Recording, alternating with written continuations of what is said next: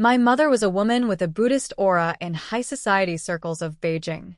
She was as gentle and aloof as a chrysanthemum, always ready to help those in need. After my father passed away, she donated hundreds of millions of family assets without a second thought. Yet she left me, only 14 at the time, to live a hardscrabble life and work part-time to pay for my school fees. When my lung illness flared up, I climbed the mountain and begged her for just a little money for medicine. She twisted her prayer beads and said indifferently, "This monk has no children or daughters." Code name, Jingyun. Benefactor, please leave. Later, I died of illness in utter misery. But she returned to the mortal world soon after, living a lavish life abroad with my cousin who had bullied me relentlessly. It was then I finally learned the truth. My cousin was actually her illegitimate daughter. She had never donated the family fortune at all. She had simply transferred all the assets overseas. She had deliberately let me die a slow, painful death. When I opened my eyes again, I was back to the time when my father was still alive. Countless rebirth romance stories online, and you'll find the best ones right here.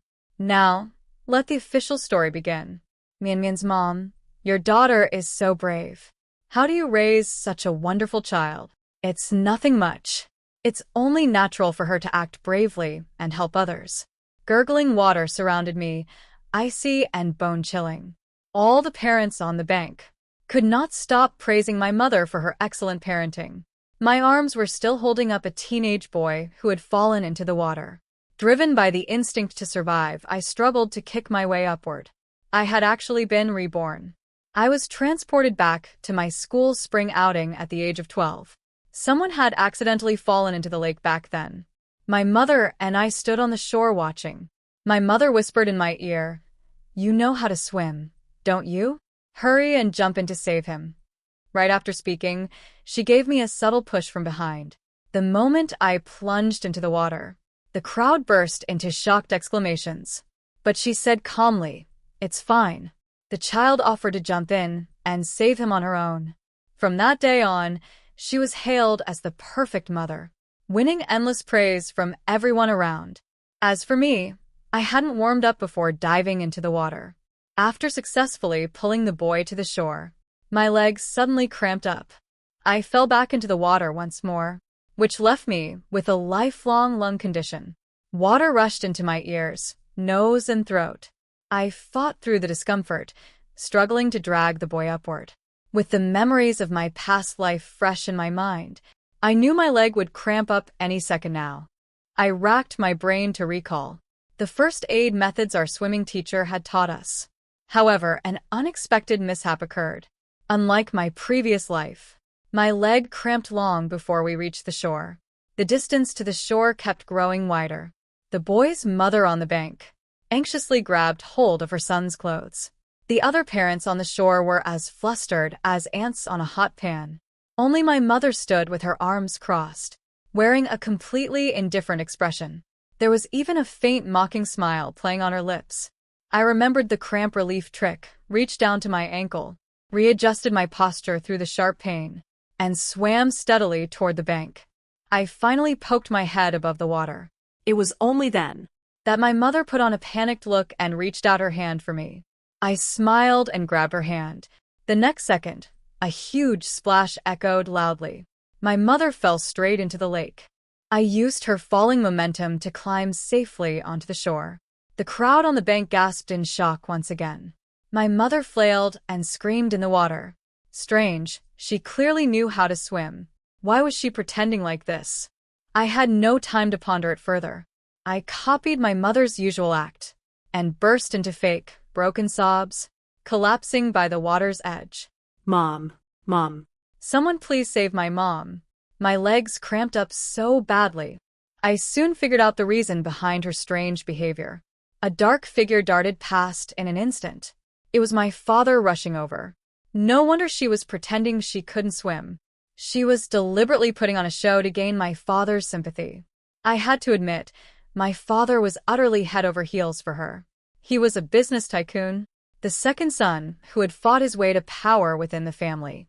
He had seen all the cruelty and darkness of human nature. Yet he was utterly captivated by my mother's delicate, pure, and gentle persona. My mother told him he had stirred up too many troubles and carried too much negative karma, and so he quit drinking and eating meat without hesitation. He even obeyed her every word, copying scriptures with his own blood every month. Little did he know that delicate and pure demeanor was nothing but a perfect disguise. In my past life, as a wandering spirit, I had watched my mother splurge money freely abroad, indulging herself and flirting casually with handsome foreign men. After my father pulled my mother out of the water, he was beside himself with worry. My mother stroked the Buddha pendant around her neck and said softly, "It's all right. Buddha watches over me." Even in such a moment, she was still obsessed with maintaining her fake image. No one did it better than her. My father took us to change into dry clothes, and we headed home. At dinner that night, I stared confusedly at the plain vegetarian dishes laid out before me. My mother picked up a piece of tofu mock meat and took a bite, then spoke slowly. "Mian Mian carries too much negative energy and hostility. Starting today, she will follow us and stick to a vegetarian diet." My father put down his chopsticks and frowned. "Honey, Mian Mian has always been kind-hearted. She even acted bravely to save someone today. How could she possibly have heavy hostility? When she was 7, she raised a puppy. At 9, a kitten. At 11, a turtle. All of them died under her care. She has harmed living creatures, and hostility has settled deep in her bones. One act of bravery can never wash that away." I lowered my eyes silently. This had never happened in my past life. I suspected my mother was getting back at me for dragging her into the water earlier. She's still too young to take good care of small animals. She feels guilty enough as it is. Mian Mian is still growing up. A strict vegetarian diet will leave her malnourished. My father argued gently but firmly on my behalf. My mother's brows knitted together. She set down her chopsticks and said in a cold, solemn tone, "There's another solution. We can bring Cece to live with us permanently. That child has a gentle and mild temperament. She can be a good role model for Mian Mian to learn from." Cece was my cousin, and also my mother's illegitimate daughter. Wow, this was exactly the negotiation tactic we learned in business class. If you want someone to agree to one request, you first put forward an even more unreasonable demand. My father saw right through my mother's scheme, his face turning stiff with unease. A faint smile tugged at my mother's lips, and she spoke cruel words with calm ease. "This is also helping you atone for your sins." I could see the veins bulging on the back of my father's hand, obviously struggling to contain his anger. Seeing the tense atmosphere at the dinner table, the housekeeper took me away quietly. I had never met my cousin's father. His story had always been a forbidden topic in the Zhou family. I only heard bits and pieces from the servants. When my uncle died in a car accident years ago, my father's car had been right behind his. No one knew exactly what had really happened that day. But if my cousin was my mother's daughter with my uncle, then there was far more to that old accident than everyone knew. I had no idea how I could uncover the whole truth. I never knew what private conversation passed between my father and mother that night. All I knew was my mother got exactly what she wanted. The next day, my cousin moved into our house. I was forced to give up my spacious bedroom to her. My mother smiled warmly at my cousin. "Cece, this room faces south, with the best sunlight and fresh air." To me, she gave a cold excuse. "You have too much young energy, child. Moving to the small room downstairs will help suppress it."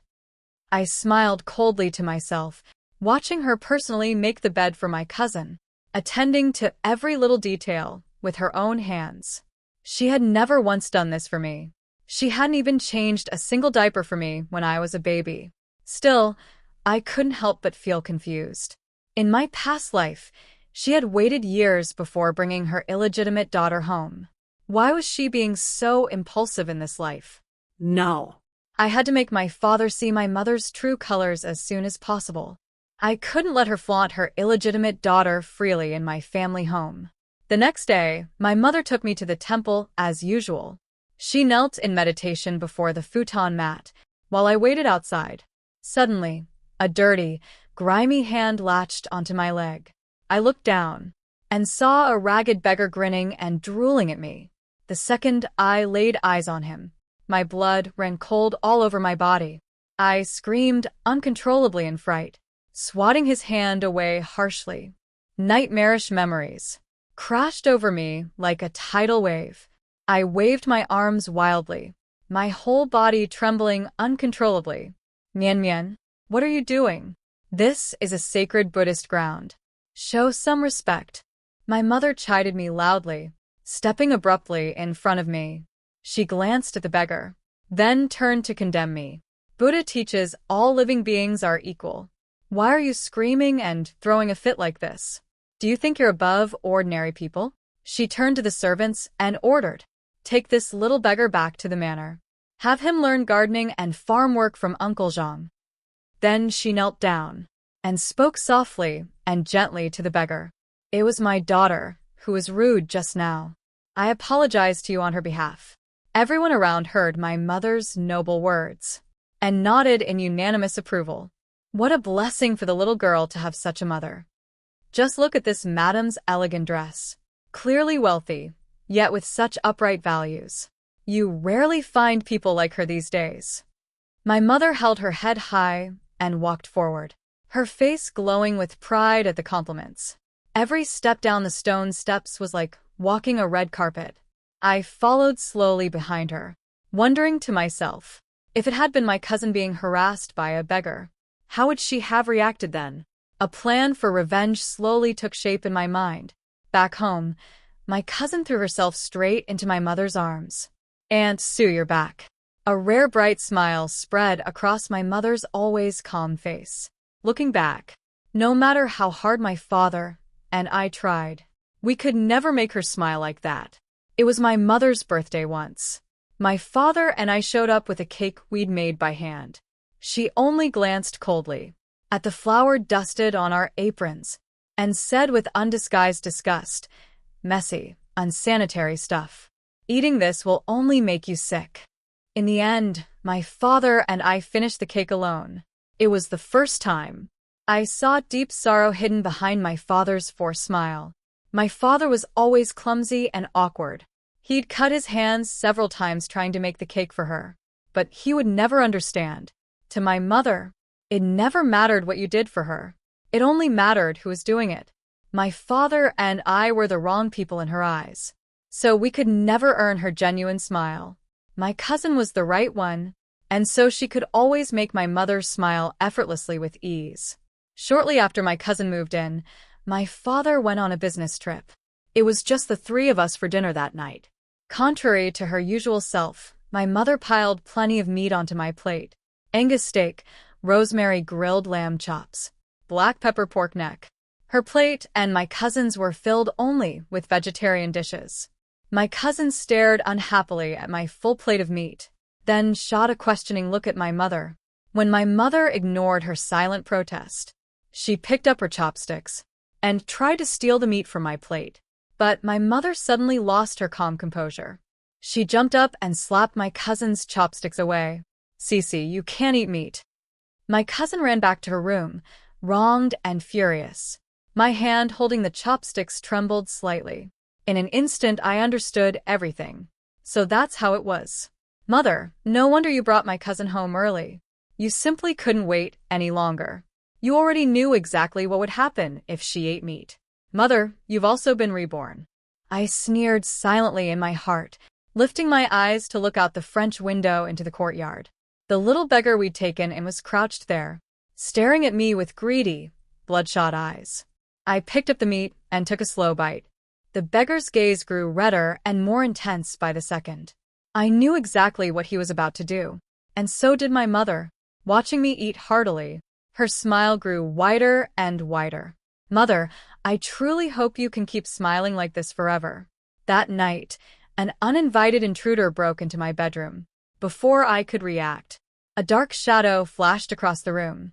The next moment, a sharp stabbing pain shot through my head. A needle pricked my cheek. My cousin's sinister laughter echoed through the room. What do you think you are? How dare you compete with me for Aunt Sue's love? Your father killed my father. Both you and your father deserve to go to hell.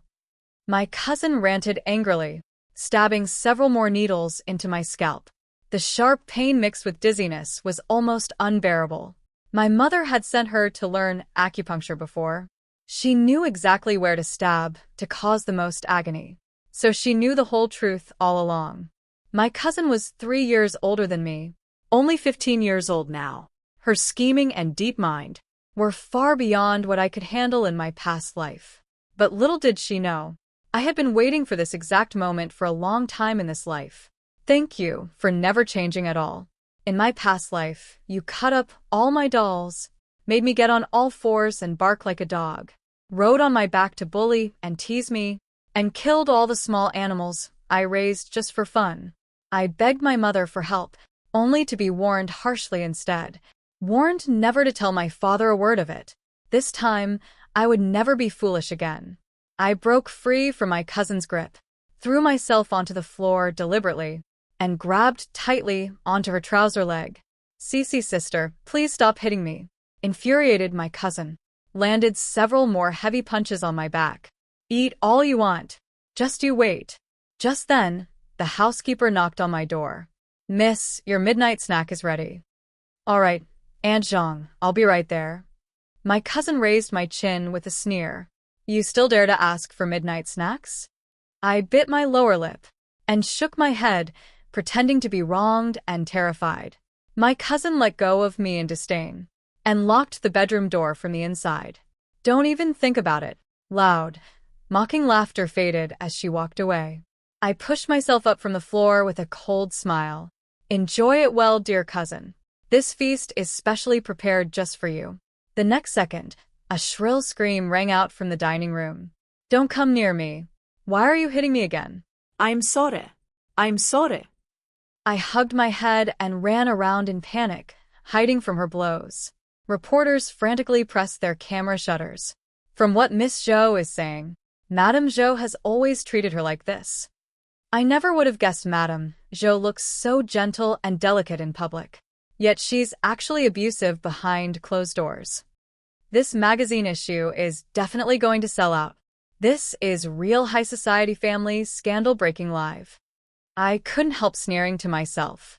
Truly, the tabloid reporters I'd invited were exactly as I expected.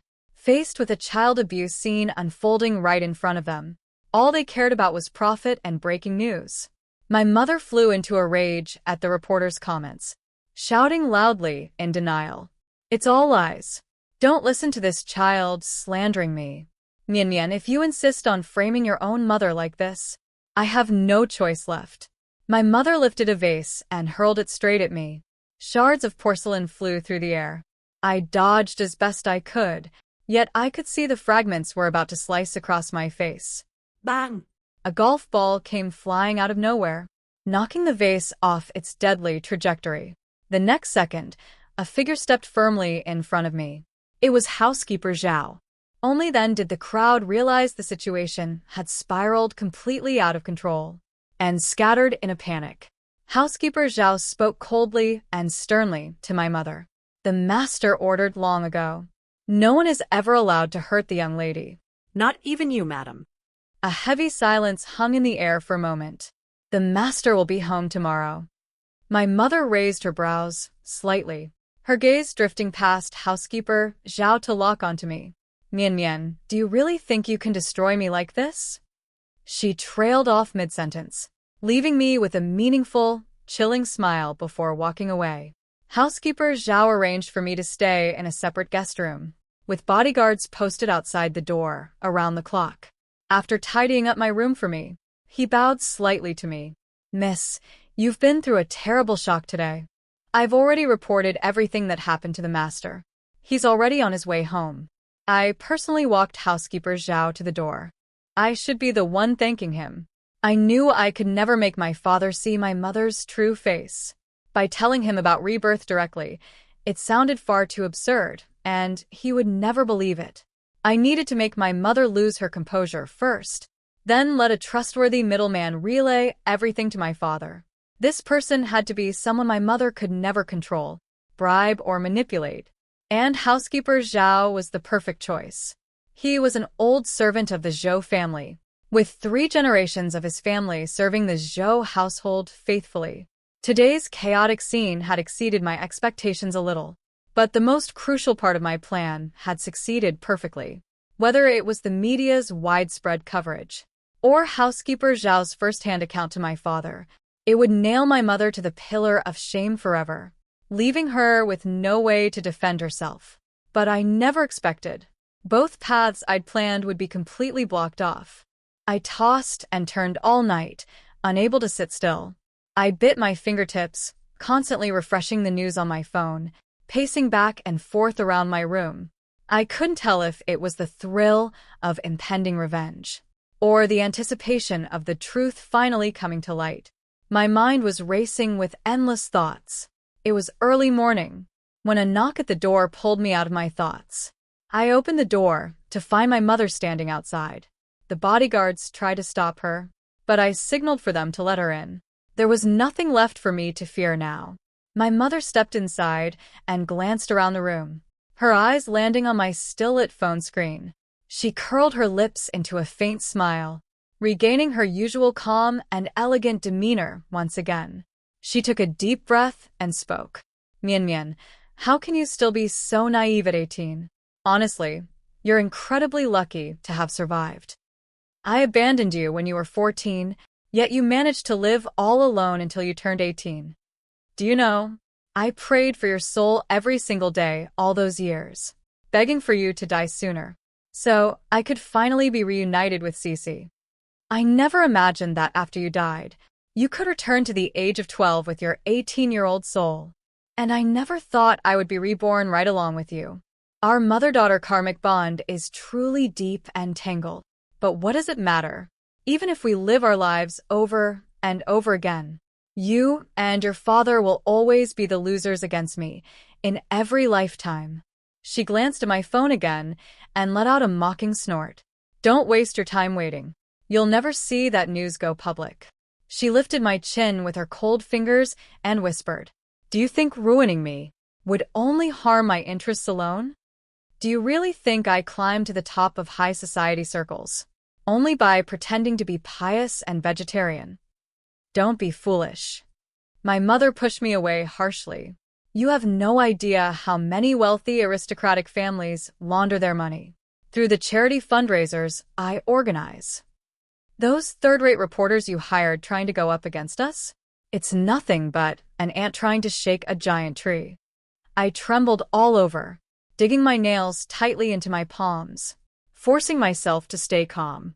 I had acted far too rashly.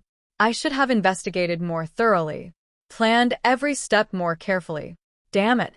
Trapped in this 12-year-old body, what on earth could I even do? I kicked the table in front of me over in a fit of rage, burning anger swallowing me whole. "Shut up. Even if the media route is blocked, so what? Once father comes home, everything will be over for you." My mother shook her head at me mockingly. She pulled the jade hairpin from her hair bun, letting her long black hair fall loose around her shoulders.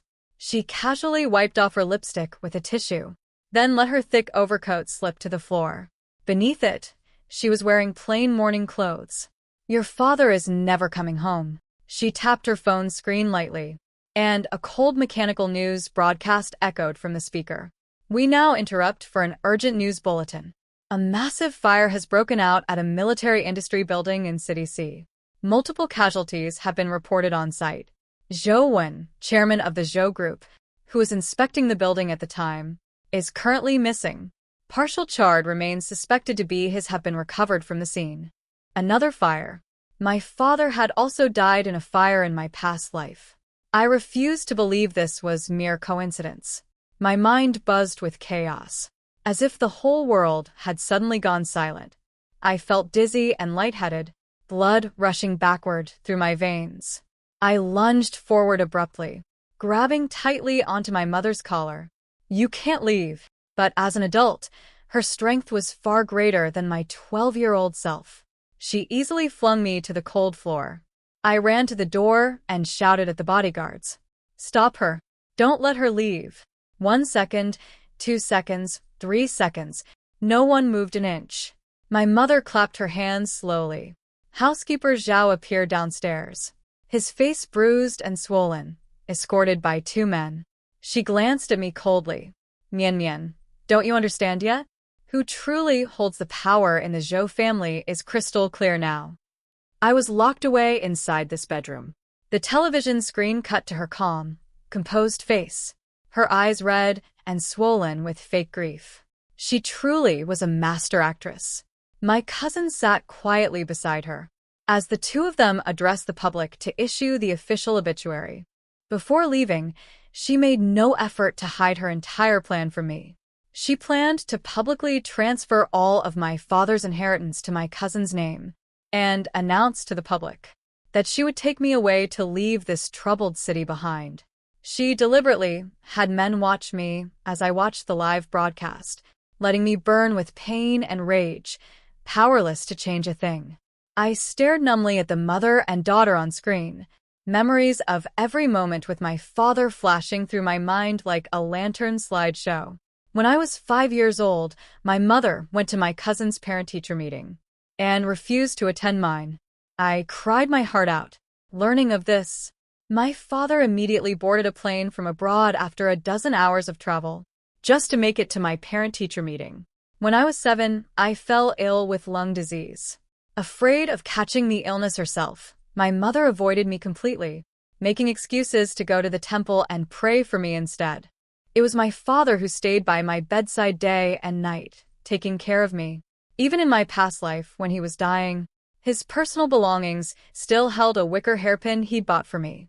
I had always loved unique handcrafted wicker hairpins. Every time my father traveled somewhere new, he would seek out local craftsmen to weave delicate wicker hairpins just for me. My father was not only kind to me, he also did his utmost to give back to society. Ever since he took over the Zhou Group, he had funded the construction of thousands of Hope primary schools across the country. Every year, he donated 10% of the Zhou Group's annual profits to charitable causes without fail. Why did such a good, kind man have to die once again at the hands of a hypocritical, evil woman? He only loved the wrong person, yet he had to pay with his life. Tears soaked through my trousers uncontrollably. Through blurred eyes, I watched my mother's mouth move on screen. I now announce that I will transfer all Zhou Group shares and personal assets entirely to Zhou C. Hold on a moment. A familiar male voice cut her off. I jumped to my feet in shock, throwing myself right in front of the television. It was him. It was father. Suppressed tears burst out of me like a flood breaking through a dam. I cried until I could barely breathe, then suddenly laughed through my tears. Thank goodness. Thank goodness he's alive. On screen, my mother stared at my father in utter disbelief, accidentally blurting out her true thoughts. Zhou Wenyu, you're still alive? My father let out a cold snort. You're disappointed to see I'm still alive, aren't you? My mother quickly lowered her head, hiding the shock and panic on her face. How could you say that? If you hadn't grown so impatient, secretly built a well at the temple engraved with my birth date, I would never have suspected you at all. I only pretended to go on a business trip to investigate your schemes thoroughly. My father walked slowly toward my mother with every stern step. My mother leaned heavily on the table to steady her trembling legs. Zhouwen, I don't understand what you're talking about. My father curled his lips into a cold, mocking smile. No need to understand now. You can explain everything to the police instead. The moment he finished speaking, police officers flooded into the venue.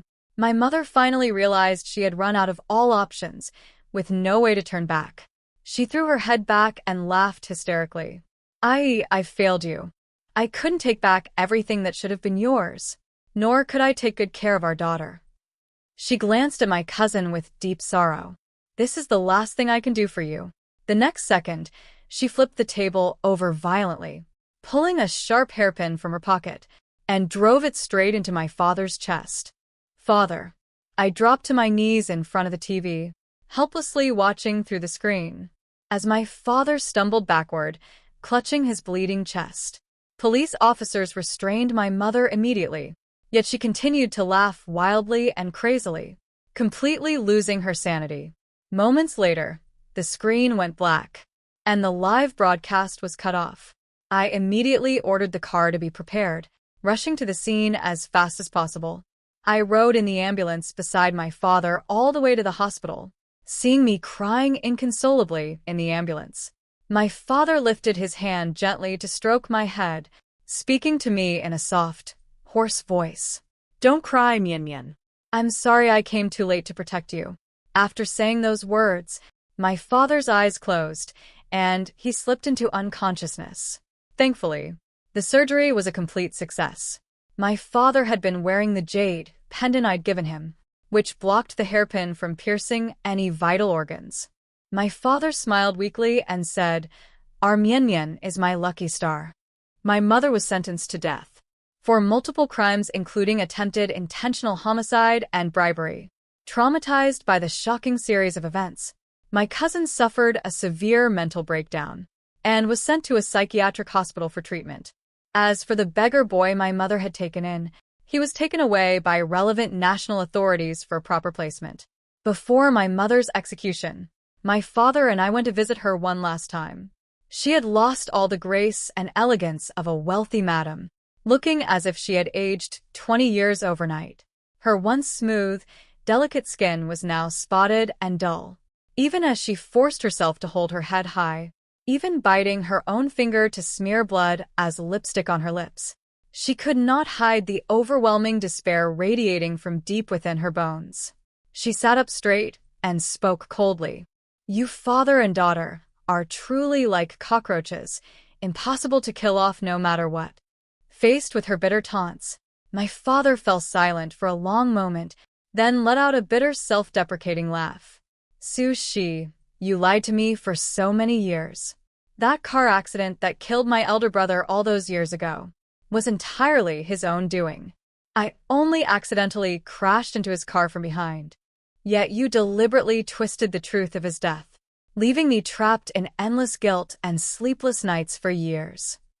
"That car was originally meant for me," I said softly. "It was only last-minute accidents that changed everything. It was your own selfish choices and my uncle's greed that led to his downfall. Fate was simply bringing its due reckoning." At the mention of the past, my mother completely lost her composure. She jumped up and roared furiously. "Shut your mouth. How dare you mention Ai? If your brother hadn't competed with him for power and status, he would never have been forced into such a desperate corner. My elder brother tried to poison our father, to seize control of the Zhou group early on, and was stripped of his right to inherit the family fortune as punishment. That was never my fault at all." My father had no desire to argue further. He handed me a stack of documents. I sat down and held the papers up right in front of my mother. "Do you really think my uncle ever truly loved you? If he loved you, would he have sent you to marry his own younger brother? If he loved you, would he have had children with another woman all along, lying to you for decades?" My mother stared fixedly at the paternity test papers in my hand, then slammed her head violently against the glass partition, banging and screaming repeatedly. Impossible. "It's all lies. You're lying to me. I refuse to believe it. The child you had with my uncle died shortly after birth," I said in a low, calm voice. "You've lived 2 lifetimes now, sacrificing everything for another man's daughter for nothing, while you hunted down and hurt the only people who ever truly loved you. Mother, you will never earn salvation from Buddha. Never." My mother finally broke down completely, slamming her body and hands wildly against the glass, beating the table in mad rage. The handcuffs rubbed her wrists raw and bleeding, yet she felt no pain at all. Staff members restrained her firmly and dragged her away from the visiting room. My father and I walked out of the prison together. The sun was bright and warm that day, shining down on us with gentle warmth. My father and I exchanged a quiet smile. A brand new life lay waiting ahead for us both.